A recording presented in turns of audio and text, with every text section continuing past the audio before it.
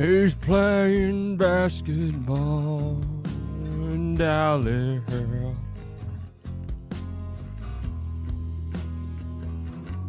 Cooper Flagg.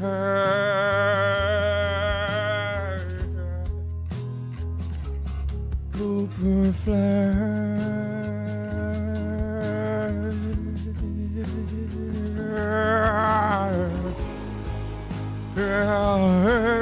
Dallas, Texas.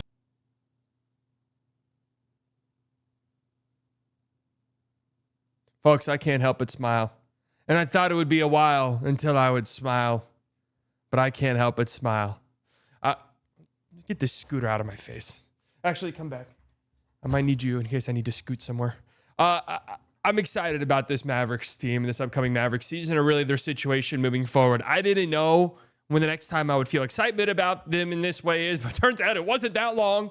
And I do feel very excited. And of course, a lot of it has to do with Nico Harrison because he's such a genius and he's so smart. No, it's because of Cooper Flagg. And I think this kid is going to be something incredibly special, and I cannot wait to see his career unfold. If you guys enjoyed these rambling videos, please leave a like, leave a comment, leave a subscription. Okay, I want you to comment this. I want you to comment this down below. I want you to comment word for word. Cooper Flagg's playing basketball in Dallas. First and foremost, let's get started with this because this happened since the last time I got in front of this camera and waxed poetic. Kyrie Irving turned down his $43 million player option, which we all kind of knew was going to happen, and it instead signed a 3-year, $119 million contract extension. Fantastic news. This is playing ball, you know. This is obviously much lower than the number that he could have gotten. Max was what, like $40-50 million a year. Obviously, this does suck. He was almost certainly going to get that max, no questions asked. That's at one, how good he's been for the Dallas Mavericks. Two, just the presence that he's been inside the locker room based off of stuff that we've heard, based off of stuff of reporting, based off of stuff that I have heard. Kyrie Irving is sort of the lifeblood of the team in a lot of ways, and people fucking love him in the organization. And he's been nothing short of an incredible dude since he got here. And I'm super happy for him that he got this contract locked down and he helped out the Mavericks here. Now, you could argue who had leverage, who didn't. The Mavericks really didn't have much leverage in the situation. They had to bring back Kyrie Irving. Kyrie didn't really have any leverage since tearing his ACL, and the fact that free agency is just kind of dead in the NBA. And there just wasn't a team out there, unless it was the Brooklyn Nets, which would have been funny. Wasn't really a team out there that was going to throw a bag at Kyrie Irving. So neither side really had much leverage in this situation. And it sounded like it was a foregone conclusion. You know, there was that brief little stretch for a couple hours when Shams was like, yeah, they've offered under $40 million. Everyone was like, this fucking team's a joke. And I was thinking to myself, I think that's always been the case. And I think they were always going to sign a contract. And then a few hours later, they signed the contract. So I'm very happy to have Kyrie back. Obviously, you know, torn ACL, probably won't see him until around the All-Star break this upcoming season. Super, super sad about the ACL situation. You know, I hate to bring this up as often as I do, but you know, I can relate. Now, it is a broken ankle, which some say is worse. Like, I don't know. That's up for you guys to decide. One's about a 10-week recovery period. The other one's about a year. I'll let you know which one's worse, like, because that 10 weeks is rigorous. I'll tell you that much. I don't know much about the ACL. Knock on wood, I never have to. But that 10 weeks, this stretch from Kyrie right here, from the moment the Luka trade happened, from this 18-game stretch when Luka was out with an injury, then got traded up until Kyrie, unfortunately, you know, tore his ACL against the Kings, was just such impressive basketball. And why the injury was so sad was because he was putting it all on the fucking line every single night with a reoccurring back injury, mind you. He was very irresponsible by the team. No two ways around that. And the Mavs were just dealing with injury after injury after injury, and Kyrie showed up night in and night out, played his ass off, 38 minutes a night, 39 minutes a night, 27 points a game during this stretch, 5.5 rebounds a game during the stretch. I have to remind you guys that Kyrie's like 6'2". Like we joke around and call him a power forward. His rebounding for his size is genuinely impressive. To go along with 4.5 assists a game. pulling the Mavs to a 9-9 record over this stretch, because I have to remind you, no Luka in this stretch. Most of these games are pre-Anthony Davis trade. You only got one Anthony Davis game in this stretch.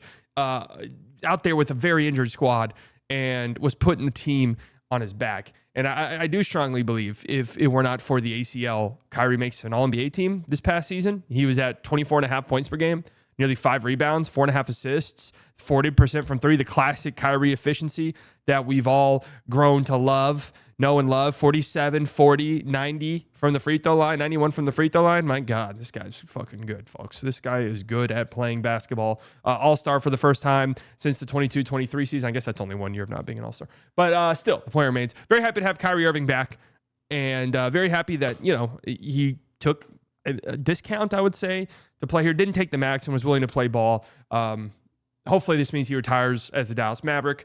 And it'll be really interesting if this team continues to have success moving forward. If they have one more run in them down the line, which I don't know, it might be possible, might not be possible. But if they have one more run in them down the line, this is a guy who could see his jersey in the rafters. I don't think that's outside of the realm of possibility. So I'm very happy Kyrie Irving is back. I'm very happy he's on my favorite basketball team, which, yes, the Dallas Mavericks are my favorite basketball team. And I'm going to get into that kind of stuff here in a second. But obviously, the other big story from the Mavs is the fact that, hey, look at him! Cooper Flagg! Cooper Flagg is on his way to Dallas, drafted first overall officially. Was there any worry in any of you guys deep down? Maybe a 1% chance? Not for me personally. I wasn't really all that worried. I was getting a tiny bit annoyed because, the hilarious just knee slapping jokes. Just make you almost faint because you're laughing so hard. Nico's going to draft Dylan Harper. He's going to trade the pick.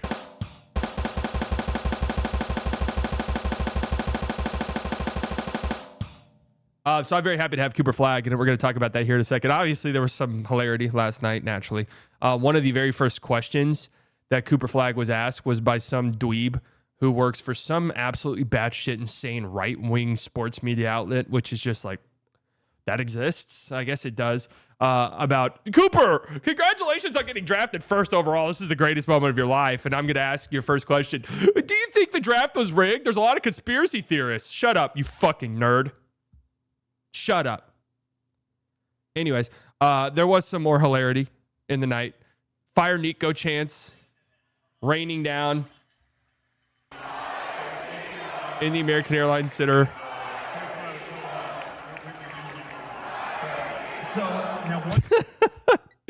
Oh, that's hilarious. That is hilarious.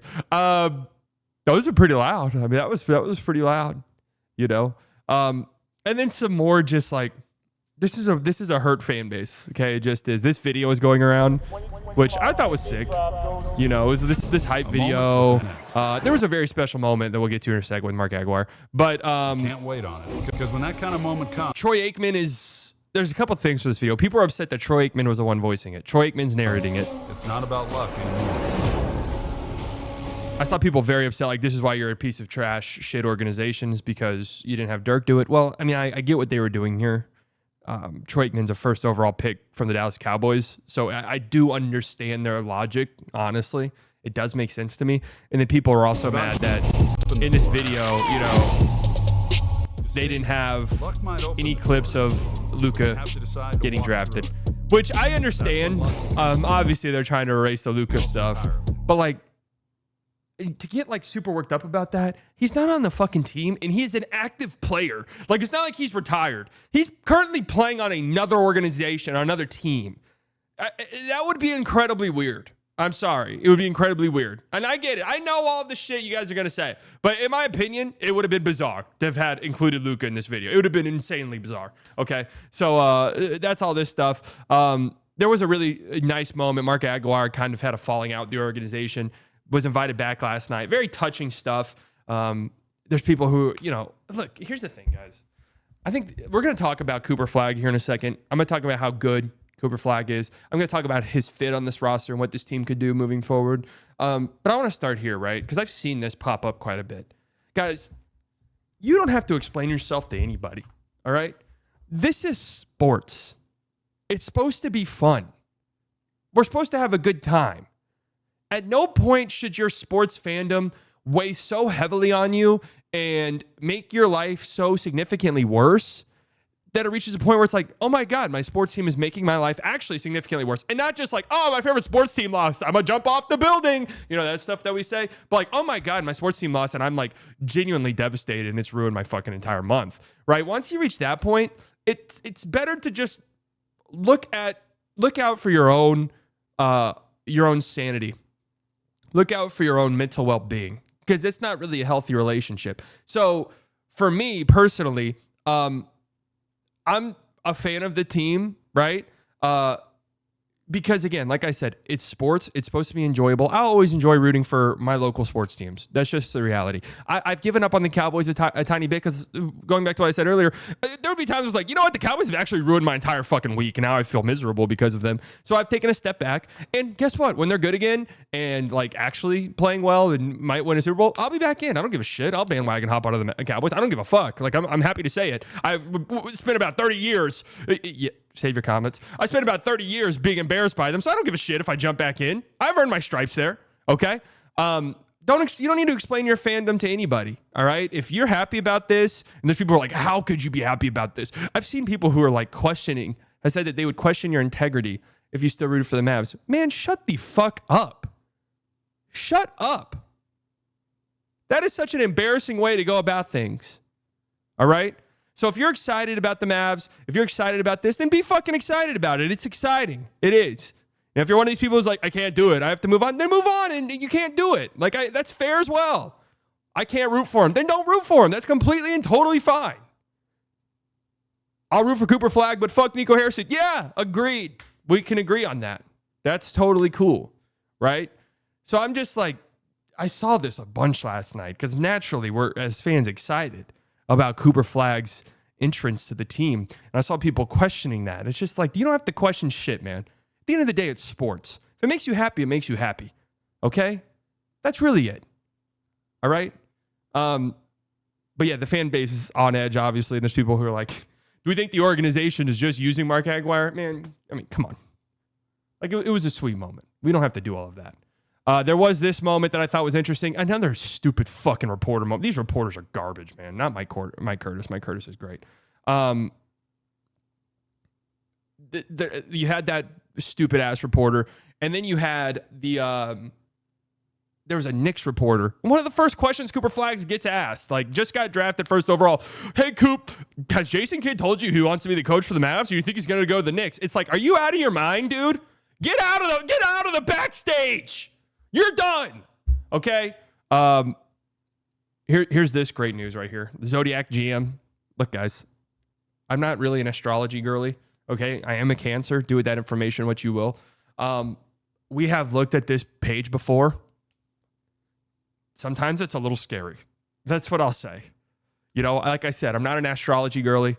Sometimes I'll look at this page and be like, damn, maybe I need to know what's my moon sign and who do I, because sometimes it's crazy how accurate it is. Mavericks, Cooper Flagg, synergy grade A+.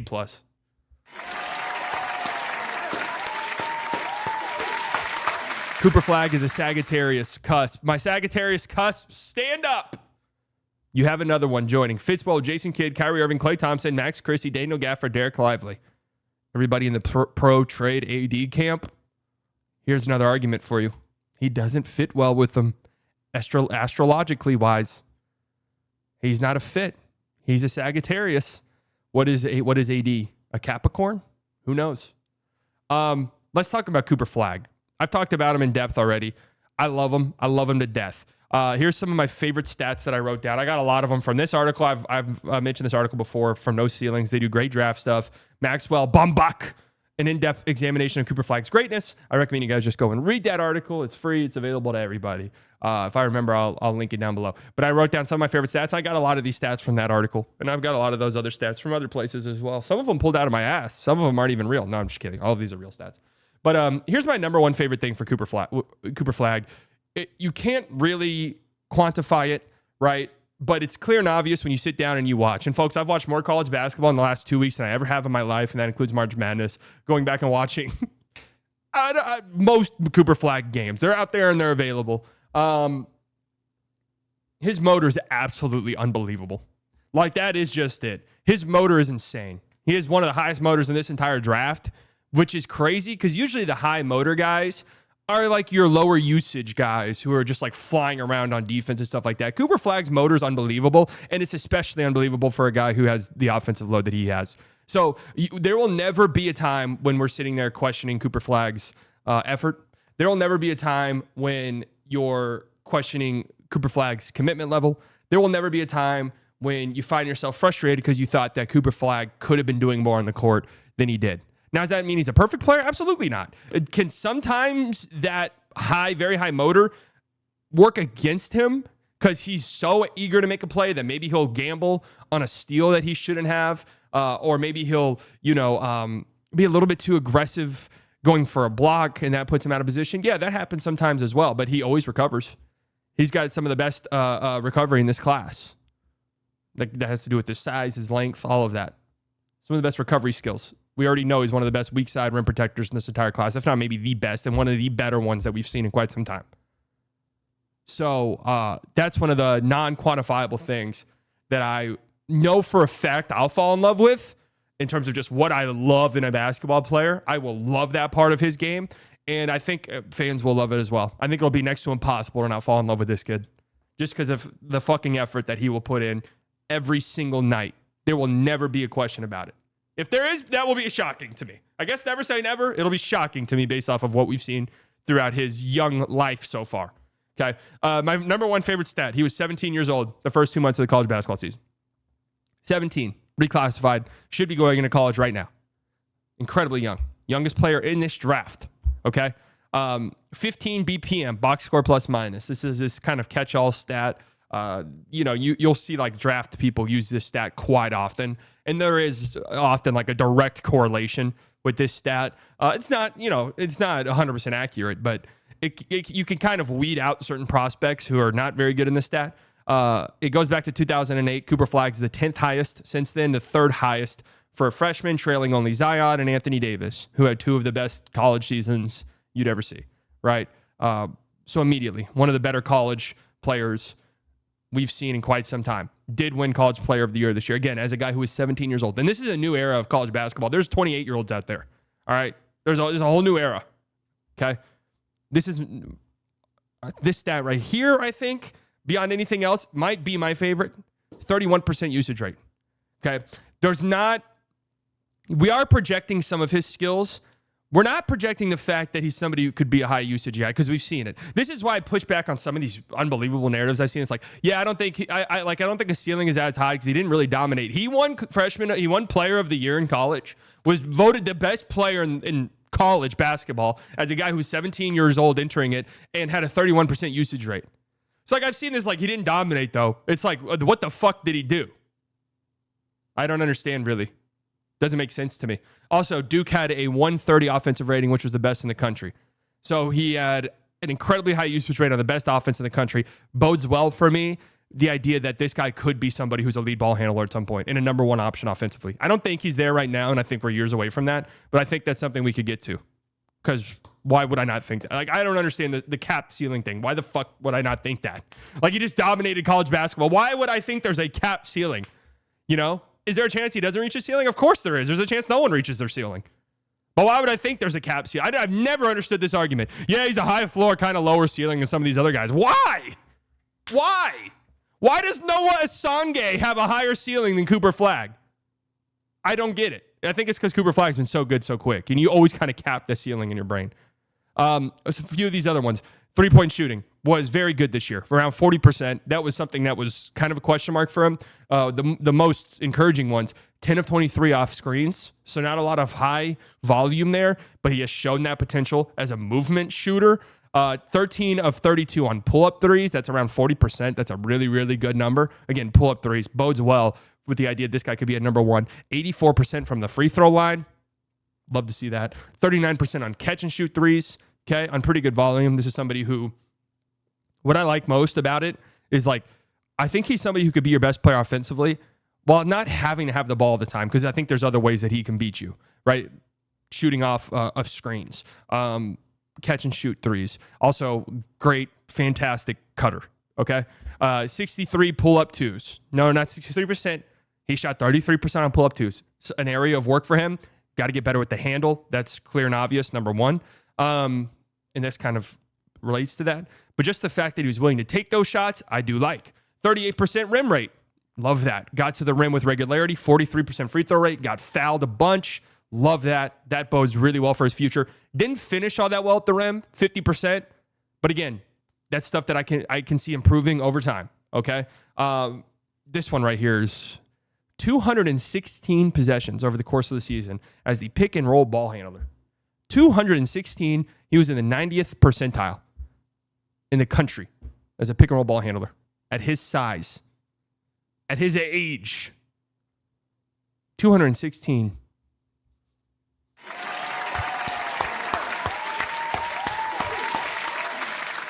And then, of course, his ability as a playmaker. Nearly a 27% assist percentage, only 11.5 turnover, 2 assist to turnover ratio. That is really good for a college player. Especially, again, I have to hark on it. I have to continuously talk about this because it's important. 17 years old, folks. And yes, you can see it. I've mentioned this before. I wanted to be a meteorologist. Look how fucking natural I am at it. Huh? Look how natural I am. So I'm so pumped that, and this is offense, guys. This isn't even his defensive stuff, which is elite. The defensive stuff is elite. This is all offense. Because the conversation in my mind isn't whether or not I think this kid's going to be good. This kid's going to be good. It's, can this guy be a number one option? And when you combine all of this, all these possibilities, all the offensive numbers, the possibility that, hey, he could project as a guy who can be a number one for a team, a good one. And if that's the case, if Cooper Flagg reaches his 90th percentile outcome as an offensive player, which is put the ball in his hands, hey, he's your lead guy on a good offense, combined with his motor and combined with his size and combined with his defense, you're easily talking about one of the best players in the NBA, and you're easily talking about an MVP candidate year in and year out, one of the most impactful players in the league. In fact, I'd say if you put all that together, you might be talking about somebody where you look at the kitchen sink numbers, and he's number one once Jokic retires because those numbers are skewed for him, right? So, anyways, those are my favorite Cooper Flagg stats. This gets us to the depth chart right here. What are some of these other ones? Just want to make sure. The Jason Kidd stuff, they're just fucking hilarious. How is that still a thing? Okay.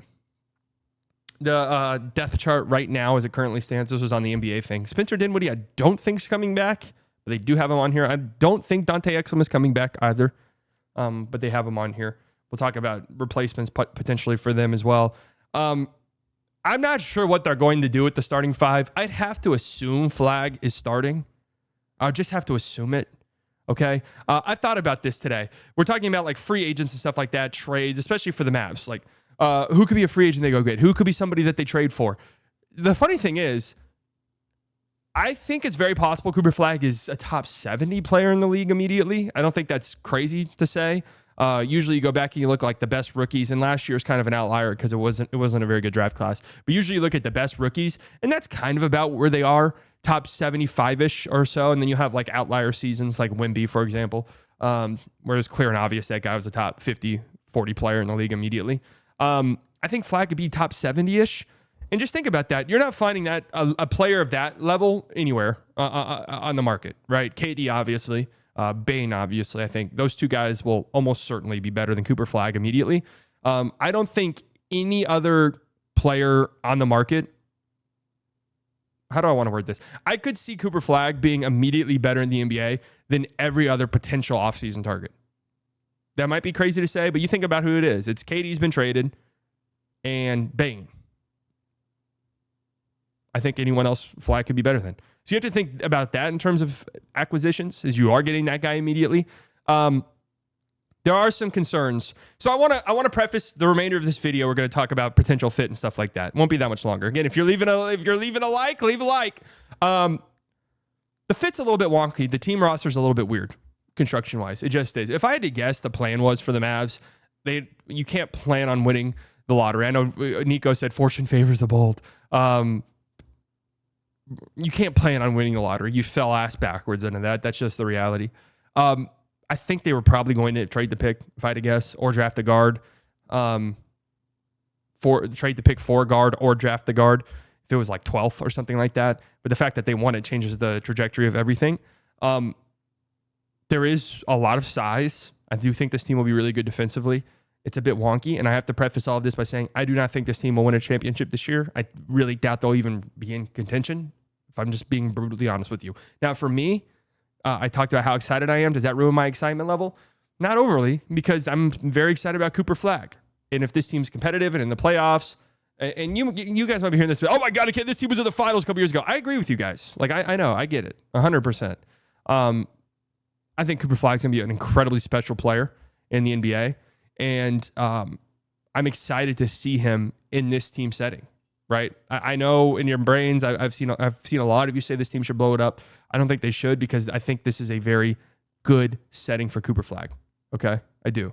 Now, there's some interesting stuff here in terms of fit, because PJ Washington kind of alluded to the fact that, PJ Washington was at the dinner. They had a private dinner with Cooper Flagg. PJ Washington was there. It leads me to believe he's not getting traded, and he'll probably sign an extension soon. There's also been some reporting that those two might play together, PJ Washington and Cooper Flagg, which makes sense to me 100%, right? I think a lot of people are kind of interpreting that as, oh shit, that means that Cooper Flagg has started the 2. I'm honestly interpreting that as, oh shit, I think that probably means AD's closing a lot of the times, and you have PJ at the 4 and Coop at the 3 would be my guess. But it's interesting because you got to talk about the fit. So here's kind of the problem and the dilemma, and we'll talk about these guys potentially later. There's so much size. It's such a archaic feeling way to build a roster in some ways, and there's not a lot of playmaking and creation. How can they, especially with Kyrie out, how can they fix this? How can they sort of make do with what they have? They'll go out and get a guard, right, with their taxpayer mid-level, or not, taxpayer mid-level, which Kyrie's contract allowed them to do. But they're going to have to make up for in other ways. And what I think is interesting, and I think what some people aren't talking about or are failing to mention for one reason or another, is the fact that there is a lot of like good positional playmaking on this roster. You know, I think there are lineups where you could get plus playmaking from every single person out on the floor. And that's become almost a prerequisite to winning at the highest level. You've seen that with both teams that were in the finals this year, right? The Thunder won it. The Pacers were 1 win away. They had lineups where all 5 guys could make good decisions with the basketball.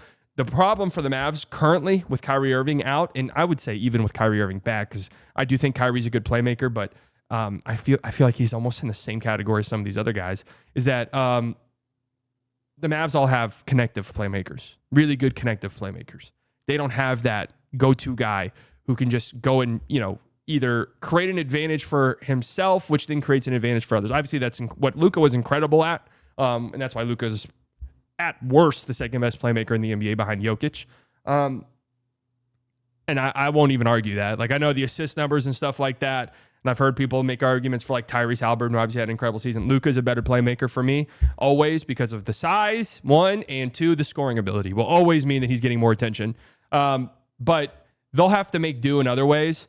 And again, it's this thing where I think it'll be ugly at times, for sure. And I think it will be bumpy, and I think it'll be rough, but I think it'll be a fun test for a guy like Cooper Flagg, who will have these opportunities as a playmaker and as a creator. And again, it'll be ugly at times, 100%, but it'll be important for development. I think I'm really excited to see Derek Lively this season, because I think he actually has a heightened role here. They went to him all the time last year. I saw this recently. Somebody said that Derek Lively didn't make a lot of progression year 1 to year 2 offensively, and I think that's because in the brain of some people, they thought that they were going to see like a shooting jump. I thought the progression for him was clear and obvious. Like, I thought he was much more comfortable as a playmaker, a connective playmaker, a guy in the short roll, but also you saw it all the time. The Mavericks defaulted to him as a hub offensively for large chunks of games. And I think you'll see that a lot this year with this team. One thing that does excite me, we go back to this play again, is the possibility with lineups with AD, Lively, and Flagg on the court. It's a lot of size, but also there's a lot of, get out and run offensively, get out and run potential there with that group. And I hope they play with pace. I hope they play with pace this upcoming season. It's interesting because in my brain, I'm like, Anthony Davis is somebody who's horrible for you transition-wise. I know defensively, his teams are always much worse in transition when he's out there, and the film kind of backs that up if you just watch Lakers games and even Mavs games at times. Now, it is interesting because the Lakers were still fucking dreadful in transition defensively even after AD left because a lot of that blame got put on him. But interestingly, the offensive stuff,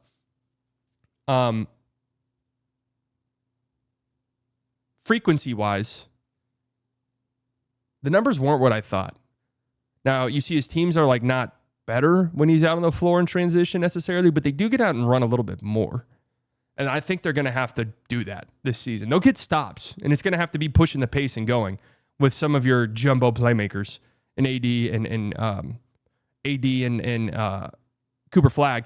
And, you know, Lively's not somebody who's going to dribble the ball coast to coast very often. That would be sick if he could. But he can run the floor and then play make off of that. And then you get Lively in the middle of the floor.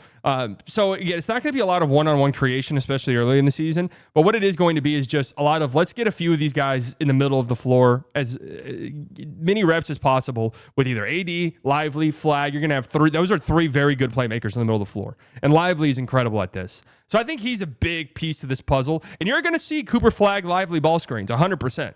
You're going to see a lot of Cooper Flagg getting a ball screen from Derek Lively. You're going to see a lot of Cooper Flagg, right? Like just like you saw right there, Quentin Grimes, rest in peace. A lot of Flagg back cutting with Lively having the ball in the high post. You're going to see a lot of that, right? So it's going to have this team's going to have to rely on ball movement, right? Side to side ball movement. So it's going to be a very important thing for them. And you're going to see a lot of AD as well. And this speaks, you know, AD grabs a rebound, brings the ball up the floor, whips it past to Gafford. That's nice. Like, I want to see this team play with some pace. And this was interesting, too, because, you know, there will be lineups with PJ out there. And I think PJ's pretty good in the middle of the floor, 100%. I was kind of surprised. I went back and I looked at his numbers. They weren't good efficiency-wise. But I feel like I always felt good when PJ got the ball in the middle of the floor. And it was especially when, like, Luka would get doubled at half court and PJ got the ball in, like, the short roll 3 or 4-on-3. Is where I really like that for him. But you're going to see possessions like this with AD and PJ, AD and Lively setting ball screens for AD, PJ setting ball screens for AD. But you're also going to see Cooper Flagg doing that quite a bit. And folks, when I tell you this is one of my favorite parts of Cooper Flagg's game, which I went back and watch when you go back and watch, is his ability in the short roll. We talked about how many on-ball reps he's gotten. Wait a second. Let's go back to this play right here. Yeah, there I am. That's me right there. Now, I don't know if you guys can't tell from here, but I'm calling out the play as they're coming up the floor. You guys see that? I'm calling out the play, and that's when AD hears it and throws a pass. So, yeah, I know. But anyways, we talked about how many ball screens Cooper Flagg got as a ball handler, but he's also very good at rolling to the rim, playmaking out of the short roll, and then with his athleticism, finishing through that. So you're going to see a lot of possessions with Flagg and AD. I'm really interested to see the two-man game between those two. It's going to be AD setting screens for Flagg, but I think you're also going to see Flagg setting screens for AD as well. And I think it's going to be very, very interesting. Very, very interesting offensively. And again, it's going to be ugly at times. Like with the lack of self-creation out there on the floor, reliable self-creation. And again, AD very adept as a short roll playmaker as well. So basically the point I'm trying to make is the Mavs will have lineups out there where you have three really good short roll playmakers on the floor. And that can open up some stuff for you. You can have those, I am imagining offensively, the moments where it's, Flags coming off of a screen from AD at the top of the key. And then you have Lively or Gafford in the dunker spot. And then, Clay in one corner. That sounds fucking good to me. Like, I know that's not like something you can rely on consistently, but that does sound pretty good to me and intriguing, to say the least, right? And then when Kyrie comes back, you add him into that mix. And then I am thinking defensively how hilarious this is going to be. Like, look at this possession right here in this Kings game. DeMar's got to go up against AD size, right? Gets past him, and now he's got Gafford to swat that shit. So now imagine this, right? Swap out, Gafford with Lively, swap out AD with Lively. Well, you wouldn't have Gafford and Lively on the floor at the same time, but you guys get what I'm saying here. There's going to be one of the better weak side rim protector prospects you've seen in quite some time, and Cooper Flagg in the mix as well. It's going to be pretty nasty defensively. I think it's going to be pretty fucking good. I wish the Mavs had like a Keon Ellis or something. I'm just saying that because we're watching the Kings. It would be great, but let's see like a play like this, right? Kind of speaks to the Mavs don't have a great point of attack defender. I think Christie's fine. PJ's fine. Quicker guards can beat him. I think that'll be the case for Flagg as well.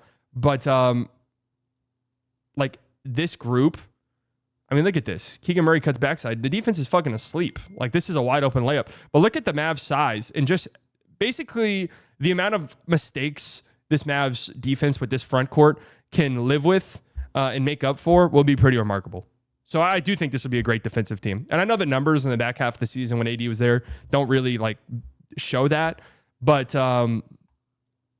this is interesting. Derek Lively and Anthony Davis on the floor together, a 106 offensive rating or defensive rating, +5, 54 minutes.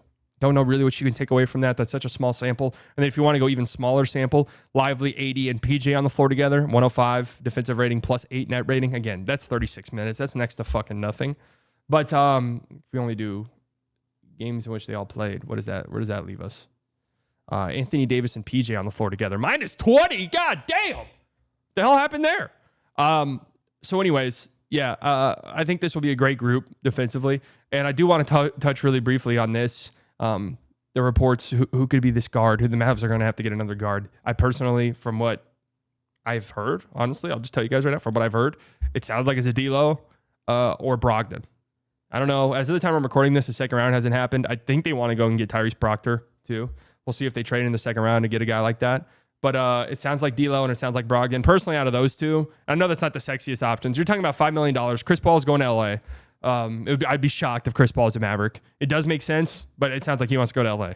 I think I'd rather have D'Lo, and I know that sounds insane, but they need shooting and they need playmaking, and D'Lo is a good shooter and he's a good playmaker. Like that's just the reality of the situation at hand. And as crazy as it is, like historically speaking, especially recently, outside of this Minnesota year, which was horrible for him, his teams have been much better offensively when he's on the floor. I mean, like, we can laugh at him. Yes, his postseason stuff is dire, right?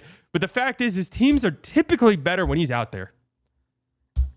For 4 or 5 months. Can he give us that? Can he give us that for 4 or 5 months? Brogdon I like. He's just hurt all the time. And I went back and I watched some Washington stuff on him just because I was like, I honestly didn't watch any fucking Brogdon stuff last year. I like the size. I like the physicality. It kind of matches the team a little bit. He looks slow, man. He looks slow.